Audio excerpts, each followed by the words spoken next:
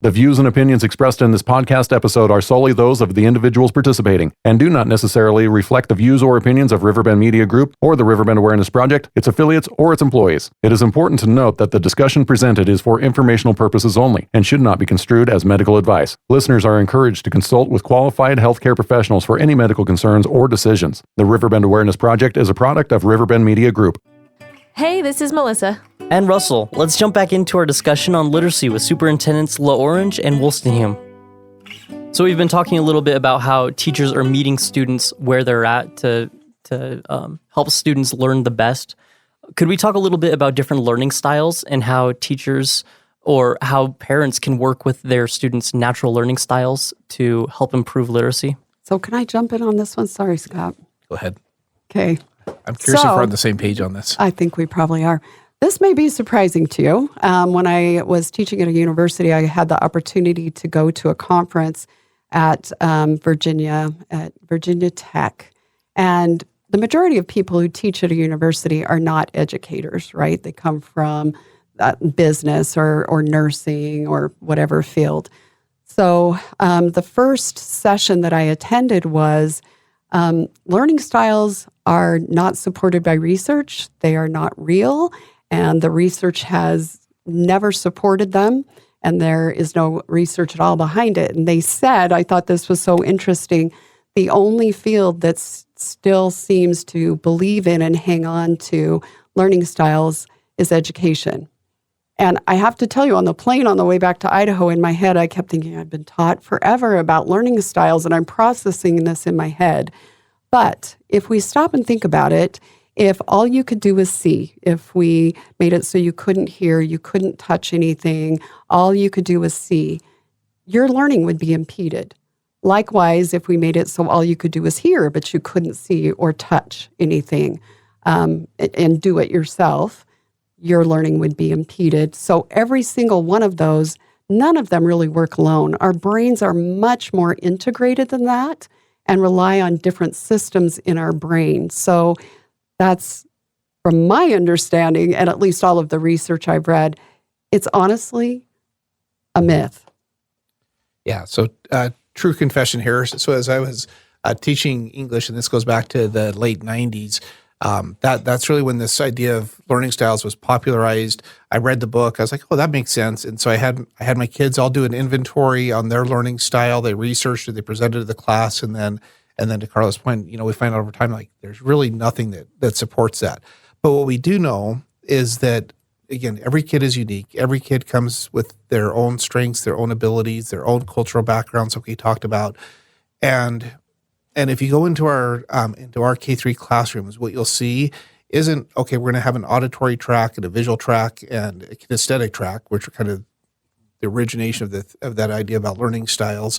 We're going to try to integrate, to Carla's point, all facets of the brain. So we do have kids that are doing things actively with their hands as they're learning to form letters. They're doing it in some sandboxes.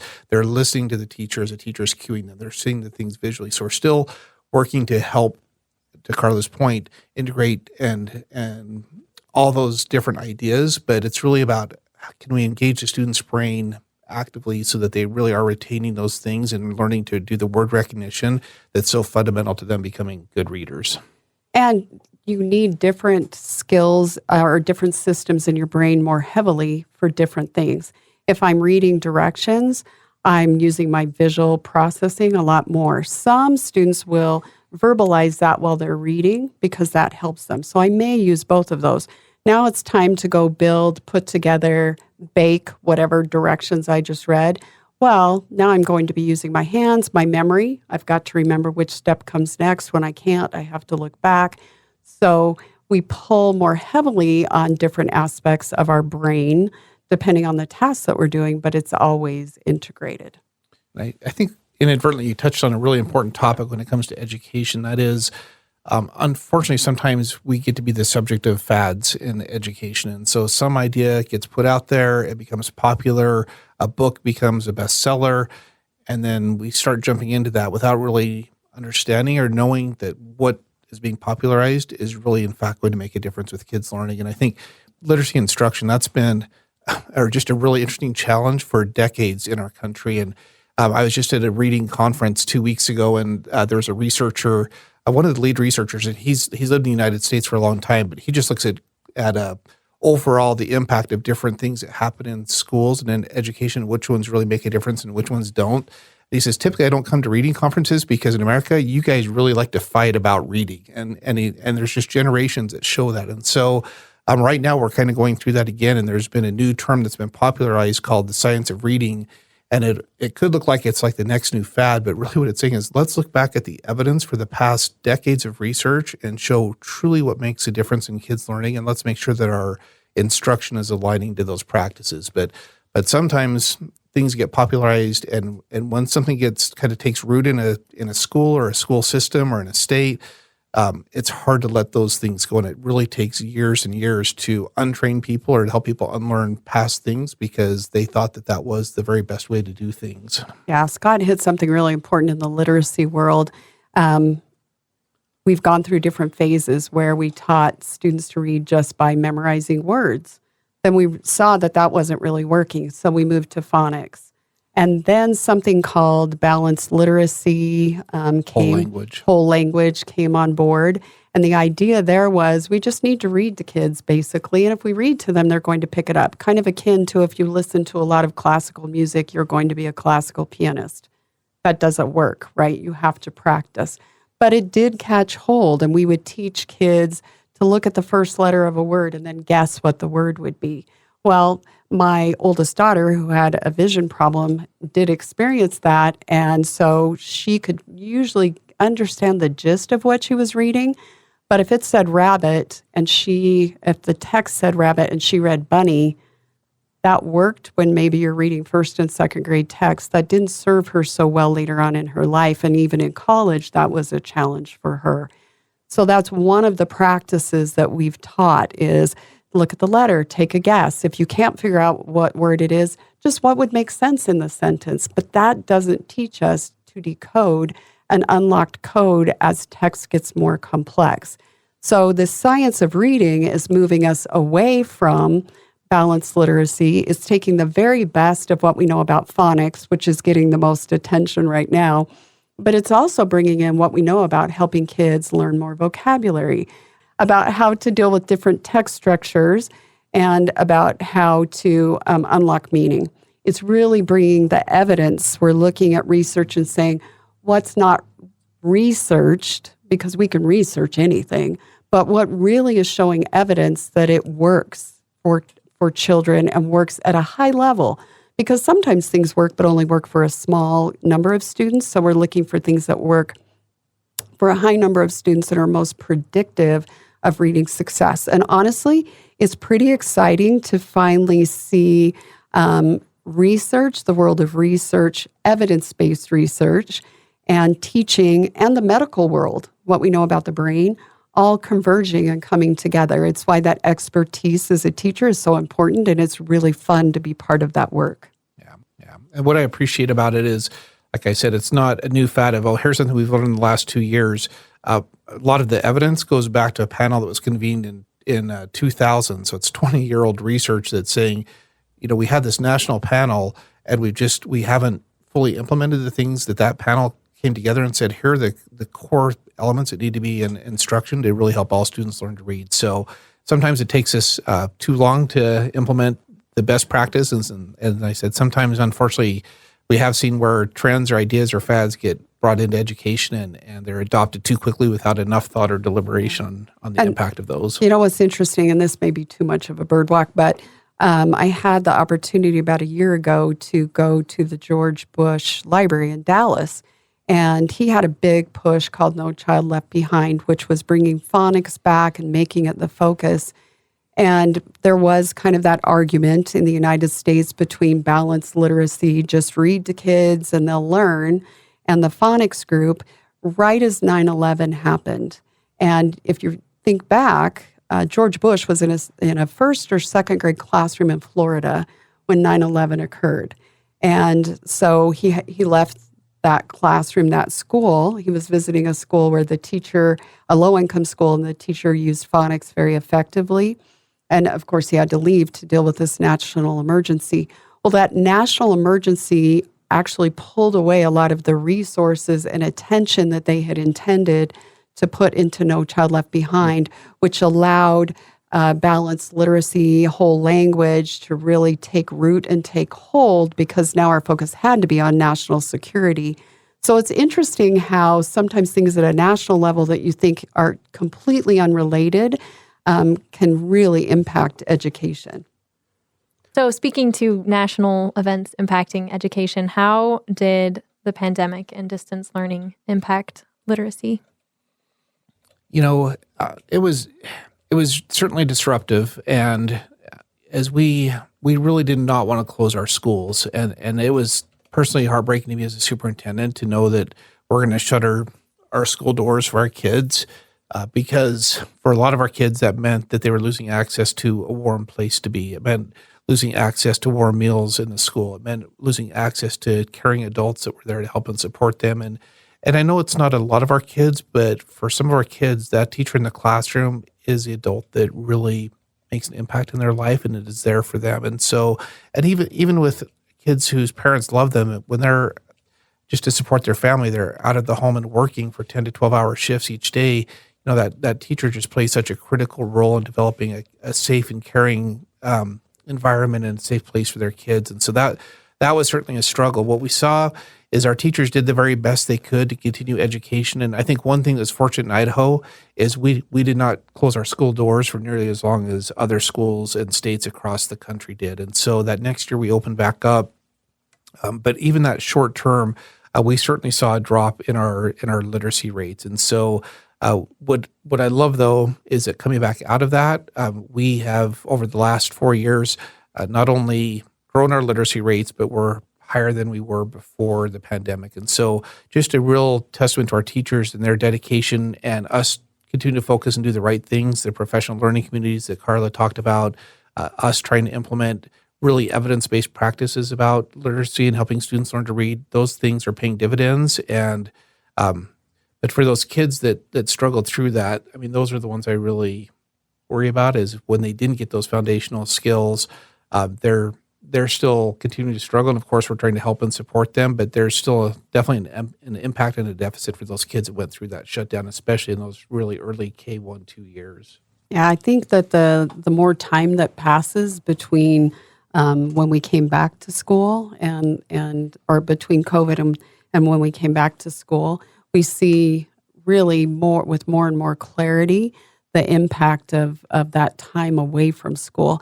I think language development, we've talked about how important that is, and certainly in the home you can have a lot of language, but being at school exposes you to different language, and you're surrounded by students and you're just immersed in language all the time, plus the instruction that's connected to that. It's very hard to do some of the early literacy, in particular, instruction that is needed. We know that students are better off if they pick up a pencil than if they keyboard as an early developing reader.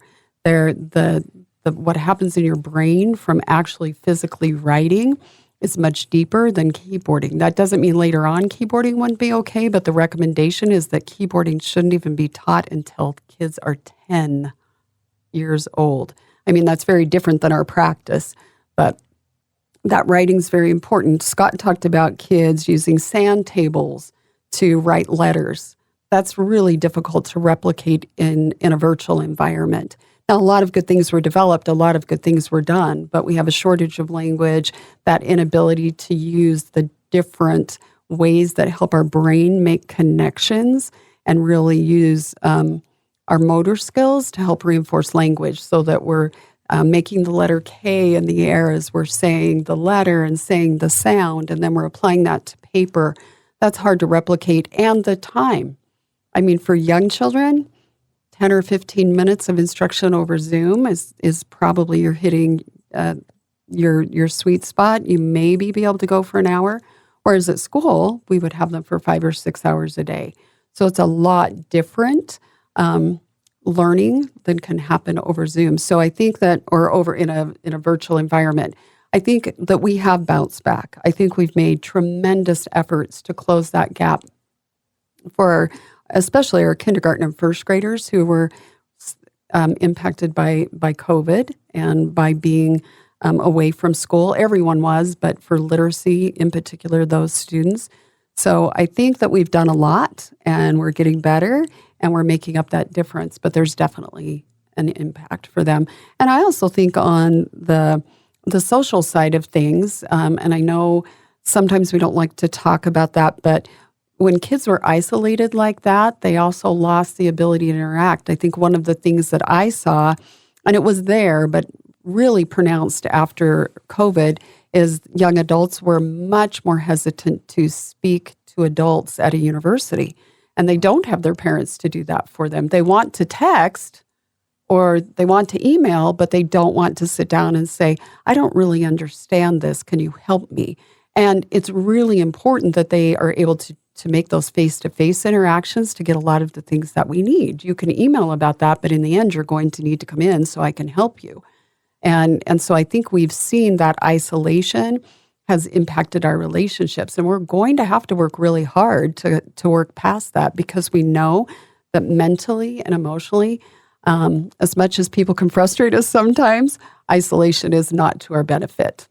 So we talked a little bit about learning disabilities and kind of the problem that's there, especially with dyslexia and maybe having a speech impediment or speech problems. What are ways that we found to kind of work around that and help students feel more comfortable with, like, I don't know what skills maybe they were gaining by reading to the class, but how have we been able to combat that and improve students' skills? You know, on dyslexia, I think one of the most important things that has happened in Idaho was we passed a dyslexia law. Idaho was, I think, the 49th state, maybe the 50th, to pass a dyslexia law, recognizing that dyslexia is a disability and that we need to support it as a state, because we'll have up to about 20% of our readers that have dyslexia. Now, it's a continuum. Sometimes it's very severe. Sometimes it's mild. So you'll see a continuum there. But Robin Zickmund from Boise is a mom of a child who's severely dyslexic. She moved here to Idaho, and there were no resources to help him. And she was a driving force behind that legislation. And what that legislation has triggered is some funding for professional development, because it included a requirement for teachers to have training in dyslexia so that they can learn to recognize the signs of dyslexia, and also so that they could learn about the instruction. And the great thing was it was K-12.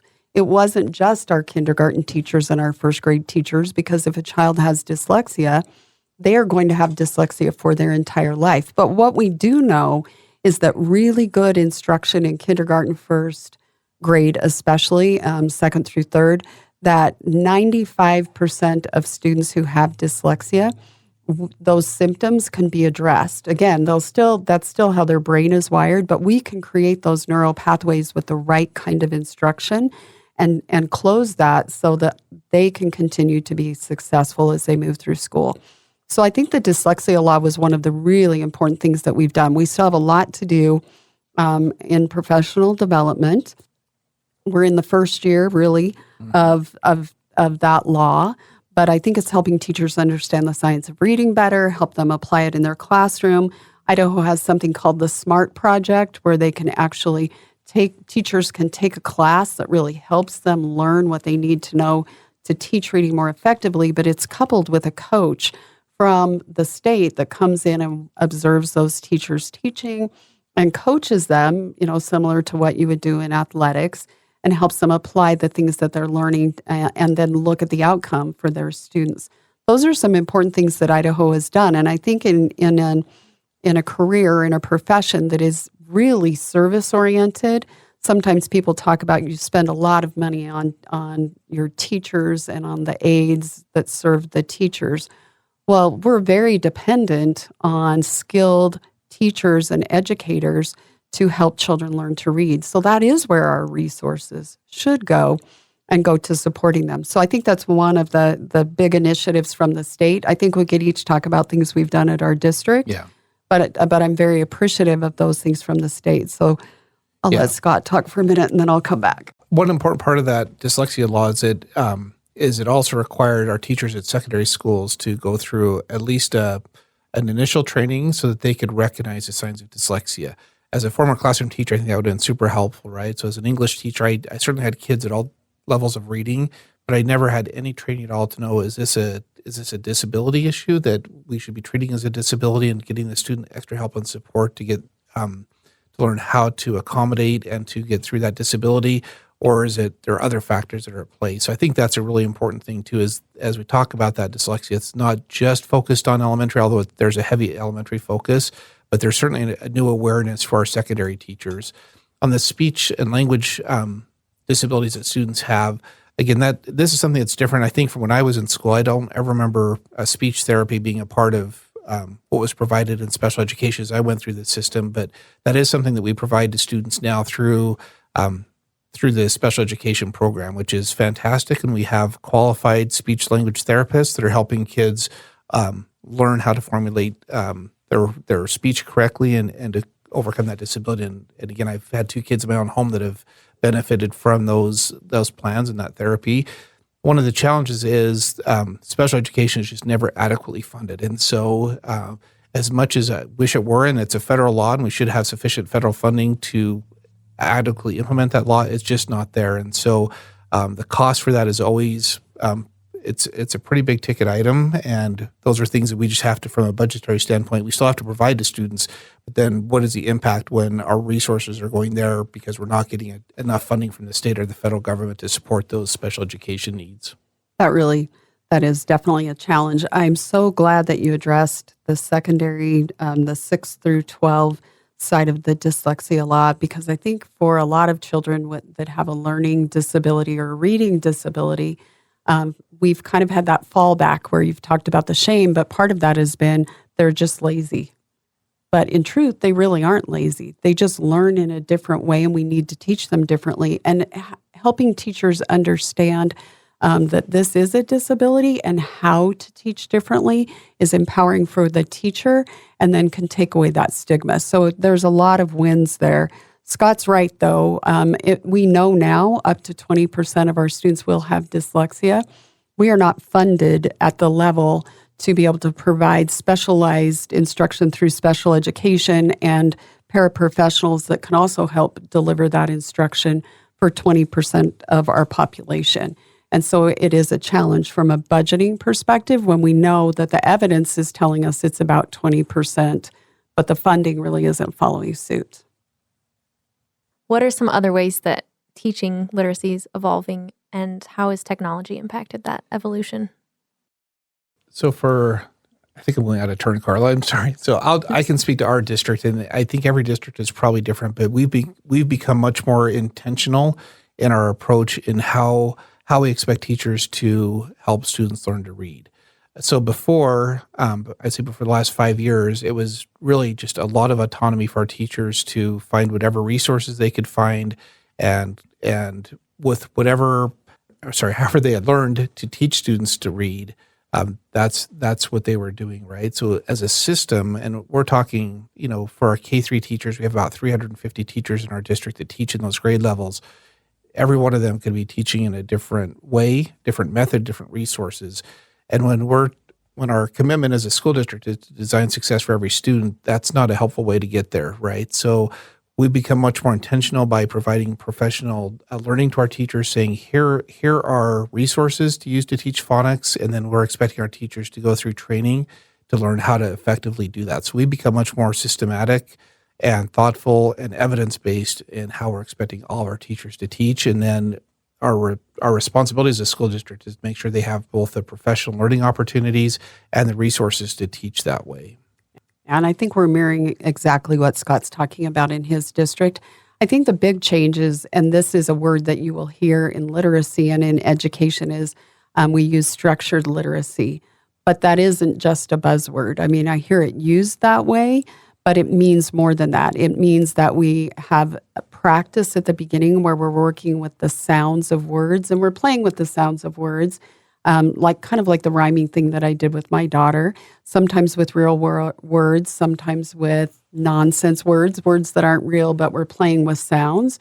That from there, we are manipulating letters, whether we're using magnetic letters, whether we're using letter tiles, to create words that we're hearing and representing those and maybe changing out one letter to make a different word. So bat becomes bit and it becomes a bet just by changing the vowel.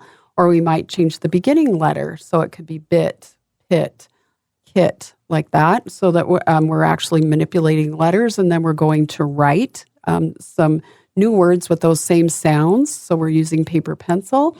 And then from there, we're repeating that by writing sentences. We know now, and at first I thought, what?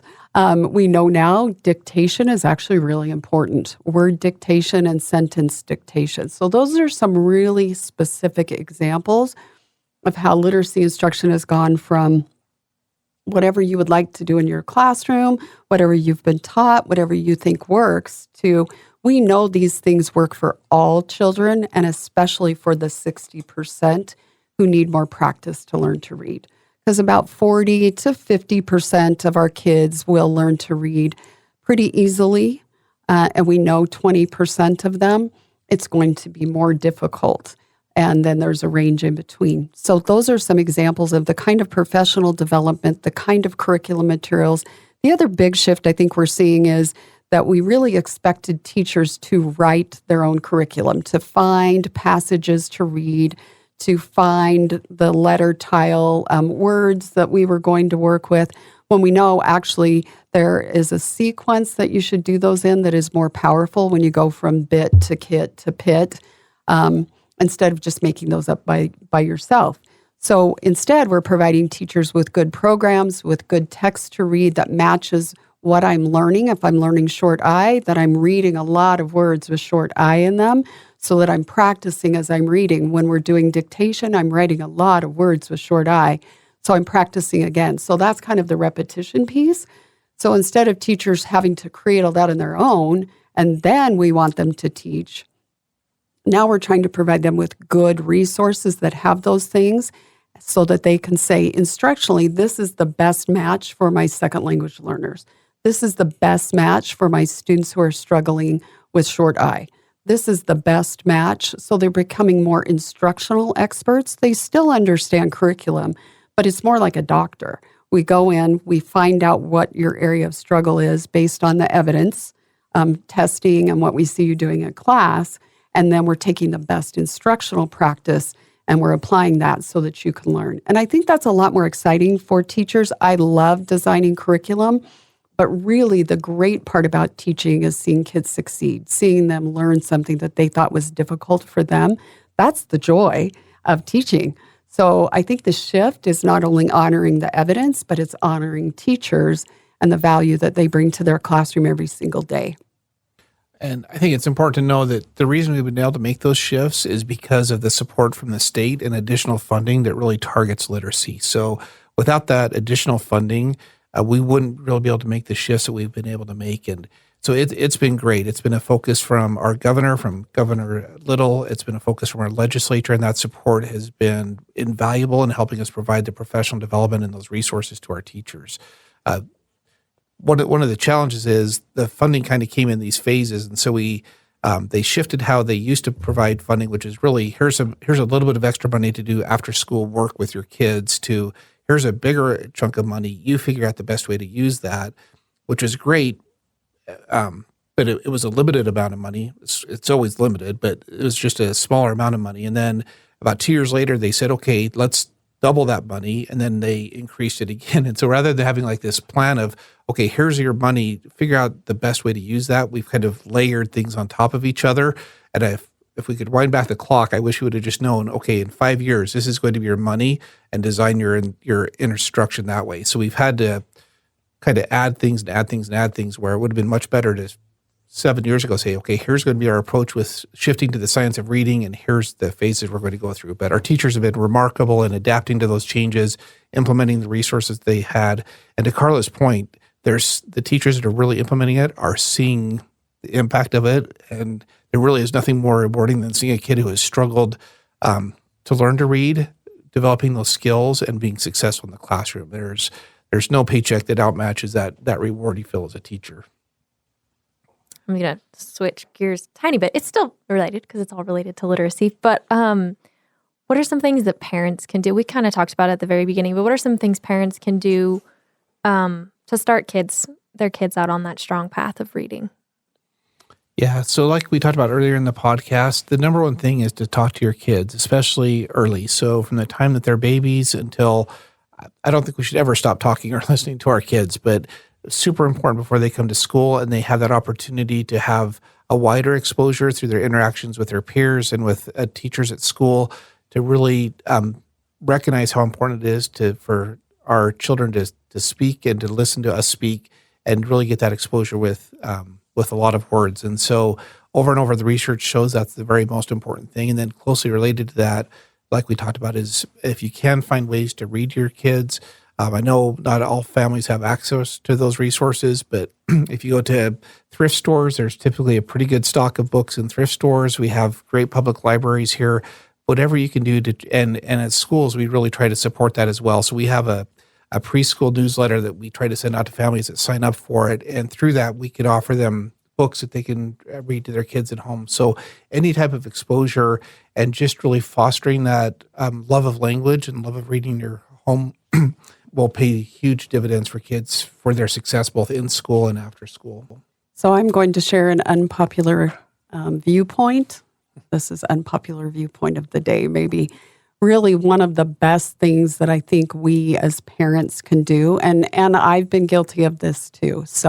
But one of the best things we could do is put our phone down, because the language is going to happen when the phone is down. And what we know now is some of the research that has changed, and this will seem unrelated to literacy, but it ties in, is that when moms are holding their baby to feed them and they hold their phone in one hand, and the child sees this mom reacting to what they're seeing as they're scrolling, right? I'm laughing, I'm scowling, I'm looking bored.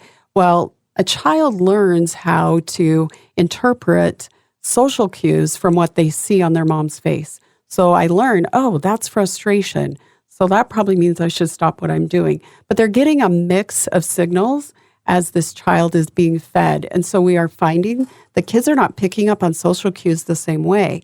And that is connected to language too, because we're not talking to the child, we're scrolling instead of doing wordplay or just talking to them, in the loving ways or the cooing even, just hearing the sound of a human voice.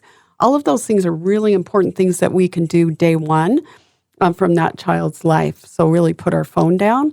The same thing, I sit in meetings where I see families and I'll see the parents on their phone, and we need to teach kids how to listen.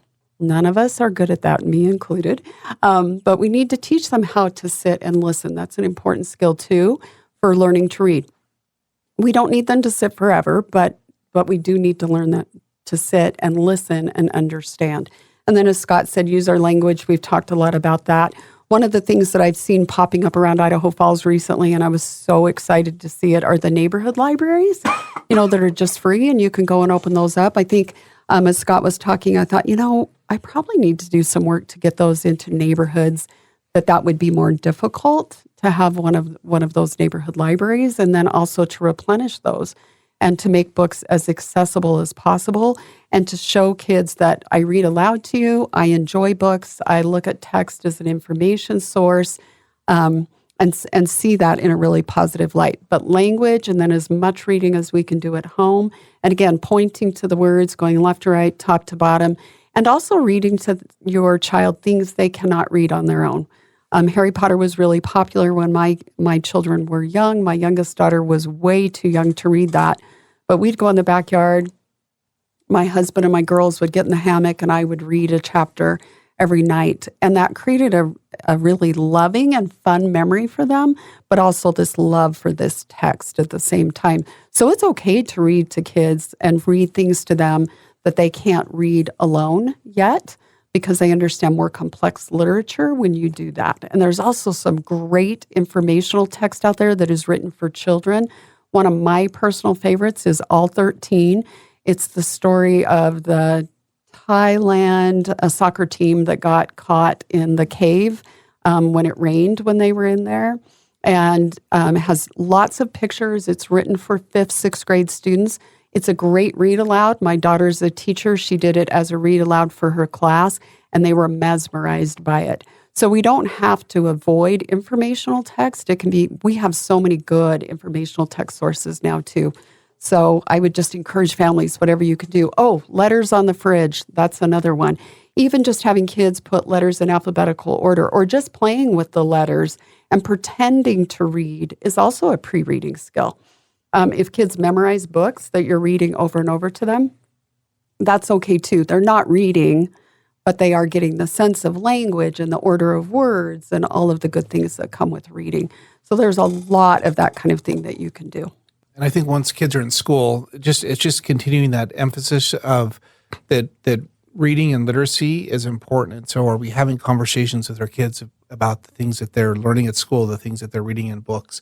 For me, it's just a lot like my kids like dessert, but I never let them have dessert instead of dinner, right? But sometimes when it comes to screen time, that's exactly what happens is let them turn on the TV or play a game on our Switch instead of saying, have you read first? And so really, I think that's the best mentality we can have is we should have our healthy nutrition first before we go to dessert. So for kids, making sure that they are taking time to read independently, to read for fun, just to continue to emphasize the importance of that, and then let them have the screen time afterwards is a great thing to do. And again, I appreciate Carla's reminder because as an adult, I'm not always great about that. And the very best thing I can do as a dad is to put down my phone at dinner time, engage in good conversations with my kids, listen to my kids, talk with my kids, and just, again, it matters to them both individually, just them knowing that I care about them more than I care about whatever's on my phone, but also it really does help develop that literacy and that language interaction. Oh, I love that.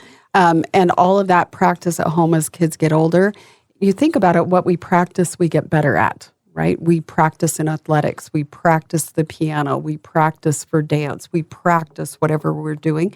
Same for reading.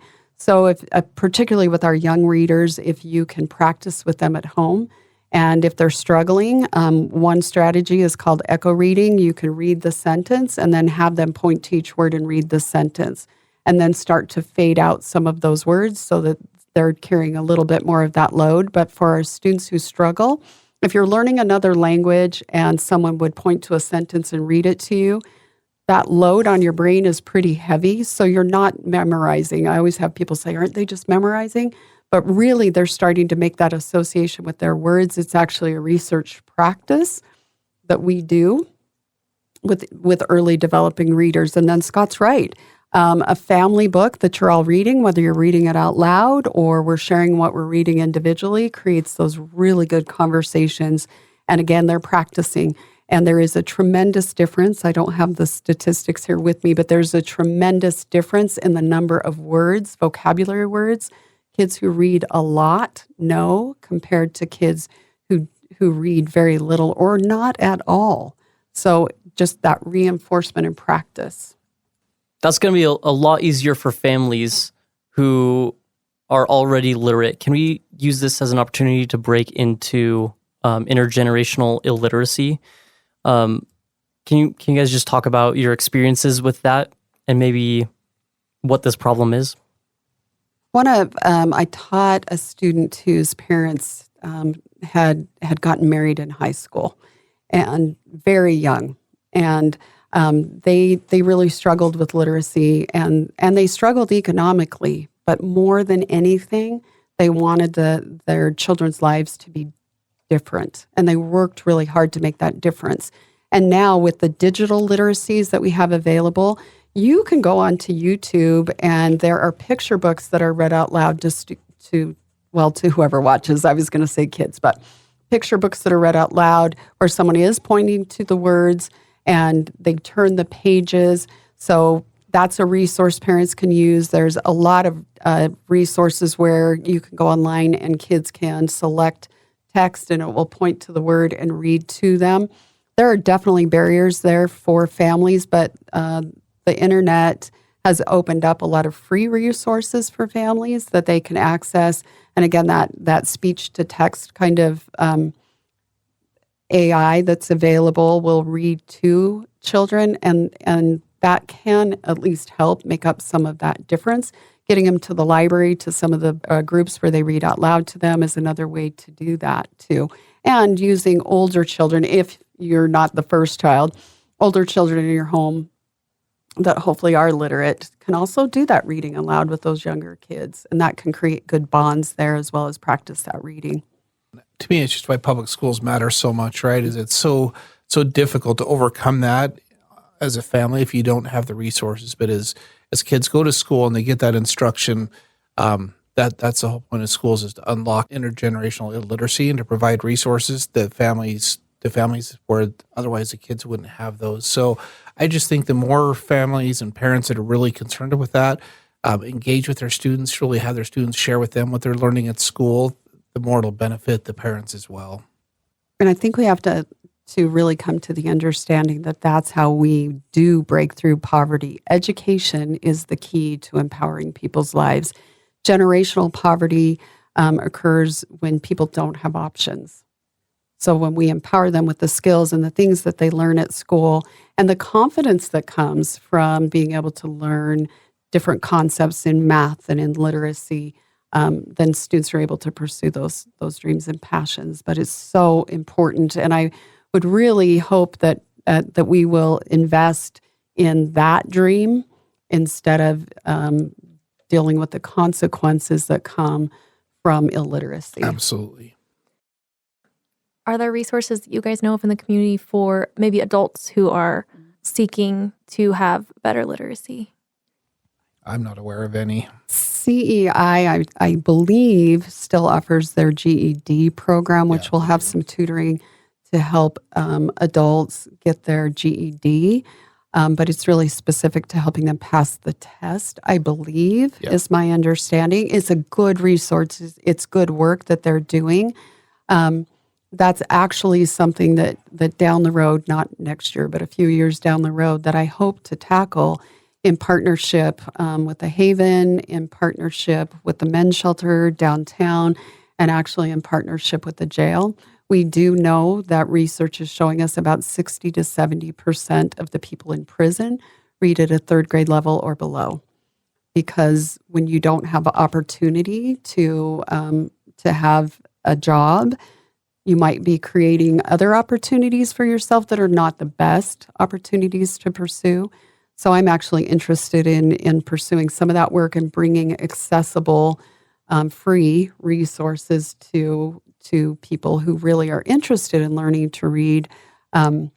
Because second to teaching a child to read, working with adults who really understand the impact of illiteracy on their lives and have that desire, it's really fulfilling, but it's changing a life. It is. And as a community, we could do that. I mean, not everyone who can't read has a reading disability. Some of, there's certainly a good segment of them that do, but not all of them. Sometimes it's opportunity, like the young lady that I have worked with. So that's something that I would like to tackle. We're still working on some things for our students first. Did we specifically ask what advice you guys would give parents who have children who are struggling to read? The advice that I would give to a parent who has a child who's struggling to read is, one, focus on their strengths. And that may not be reading, but focus on their strengths. Tell that child you believe in them and you believe they can learn. Be a tireless advocate for your child. Now, that doesn't mean you need to maybe speak in a demeaning way to educators, but be a tireless advocate. Ask questions. Ask the teacher how you can partner with them. Or if they're in special education, ask the team how you can partner with them. Because I think you're going to find, by and large, that schools want to partner with parents. But you need to be that tireless advocate and looking for resources and looking for teaching strategies, but very much focusing on, I believe in you. We just need to find the right way for you to be taught. You're fantastic at math, at music, at athletics, at languages, at art, whatever your child's interest and talent is. Focusing on that is going to help them as they persist in something that is very difficult. We find that children who are supported that way at home will come through better. They come through with less shame. They come through with more self-confidence. And they come through believing that persistence and hard work will benefit them, and that they have a parent who's out there trying to help them have the best experience and learn in the best way possible. I think so often we as parents feel that shame too. And the story of my daughter who had that visual problem and consequently struggled to read, I know what that felt like inside. It gave me so much more empathy for parents who have a child in special education, which my daughter couldn't access. She needed, but because we were trying to improve her vision, there was nothing else that could be done to try to help her. So it developed an empathy and a heart for parents who, like everyone, wants their child to fit in, wants them to be liked, wants them to succeed.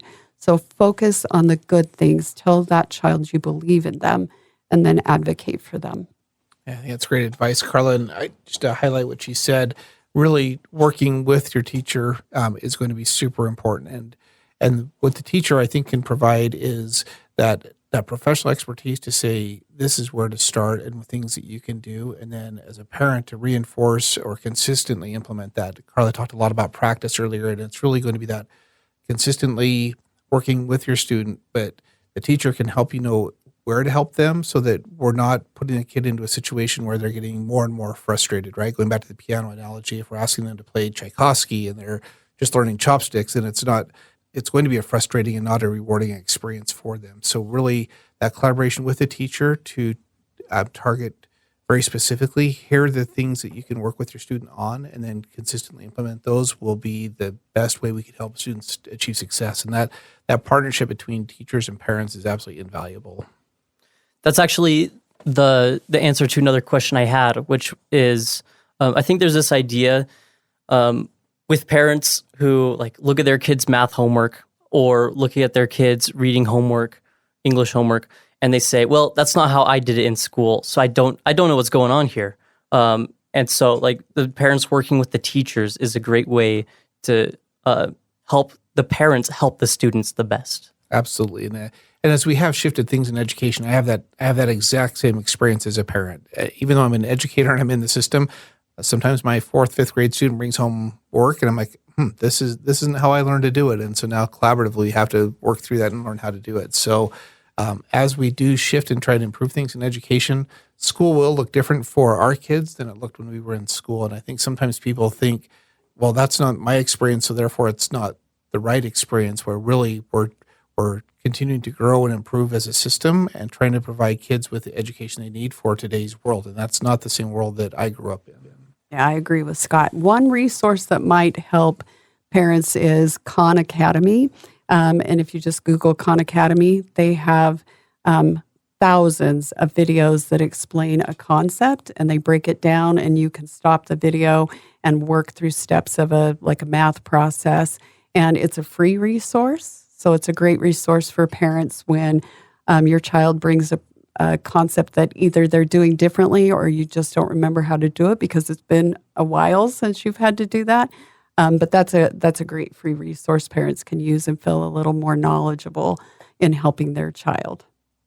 What can we do in our communities as individuals? Are there ways that we can help to improve the literacy? We talked about parents and that relationship, but as an individual, I'm a single adult. I don't have kids, and I don't work in an elementary school, so I'm not a teacher. Are there things that ordinary citizens can do to help improve literacy in their community?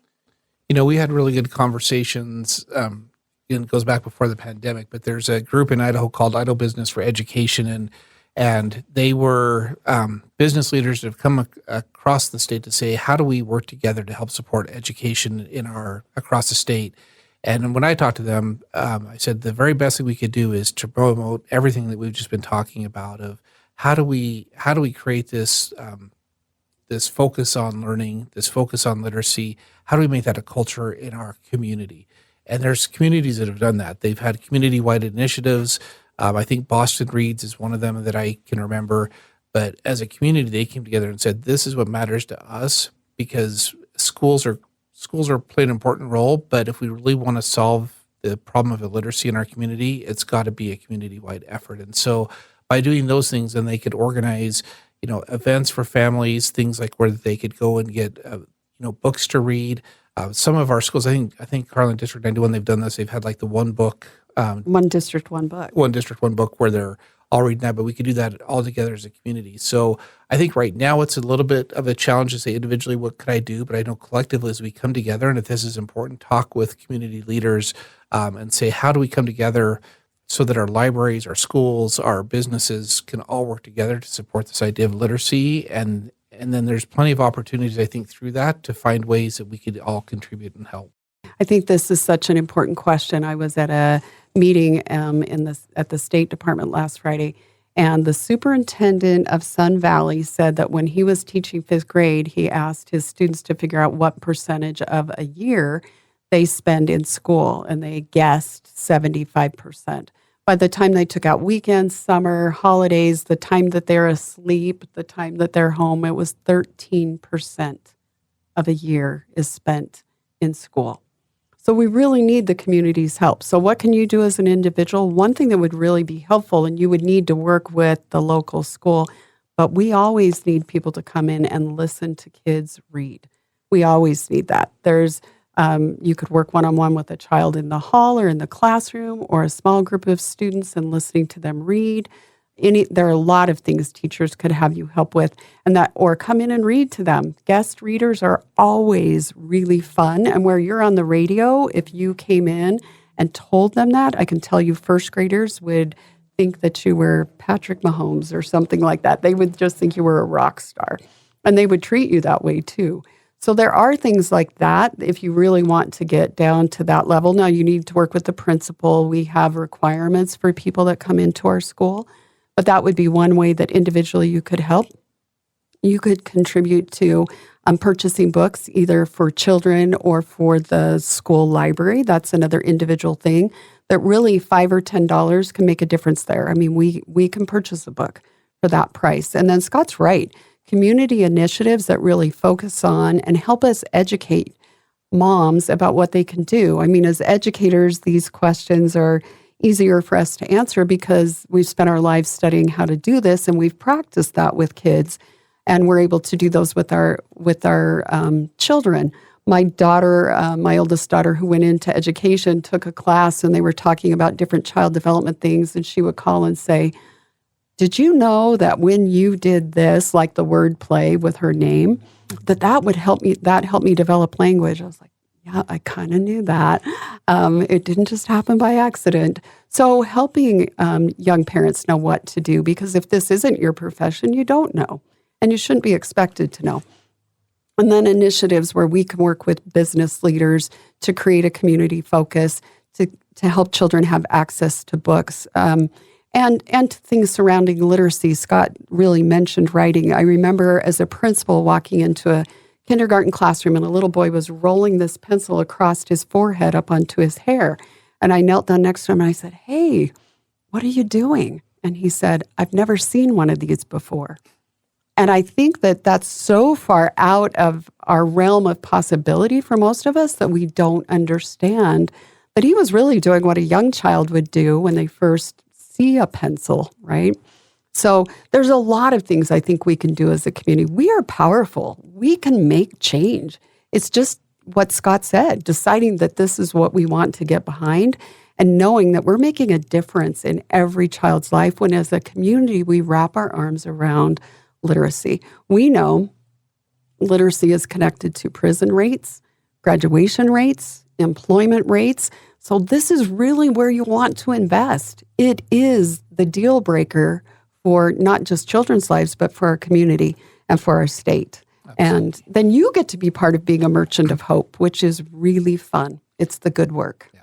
And I just really appreciate you bringing us and inviting us so we could speak to this. So I know you say you can't do anything, but just giving us this opportunity to speak to the importance of this is fantastic. So we appreciate your attention to it and recognizing how important this is for our community. I agree with Scott. This is a great opportunity. I got to nerd out, and it's the good work. It really is why we're here, and we're so appreciative that we have a community that's asking these questions and is interested and wants to help. We want to give a big thank you to Superintendents LaOrange and Wolstenholme for taking the time to come and teach us about literacy and share their passion for this important topic. This month, we'll also have episodes about the Ronald McDonald Family Room and share stories about how this amazing resource can help families. Please remember to share, subscribe, and rate the Riverbend Awareness Project to help us drive awareness.